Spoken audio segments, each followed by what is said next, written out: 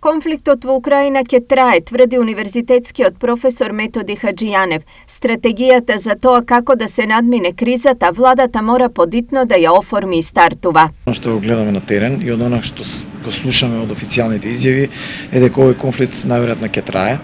Мене ми е жал, во неколку наврати истакнав, почнувам да се чувствувам дека се наоѓаме во 1939 година, ако направиме некоја паралела со Втората светска војна и дека работиот доправа ќе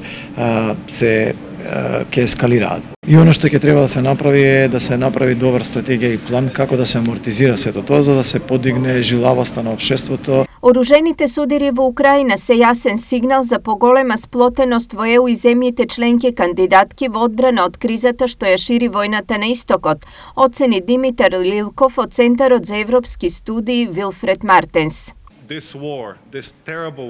Оваа војна, оваа страшна војна е јасен сигнал да бидеме сплотени како никогаш досега. Само така Балканот и Европската унија ќе може да одговорат на предизвиците што ги носи кризата, што војниот конфликт го создава и не изместува од тежиштето на нормалното живење. Ова меѓу другото се изнесе на денешната панел дискусија за безбедноста, трговијата и меѓународното право, можното влијание од руската агресија врз Украина на правниот факултет при Штипскиот универзитет.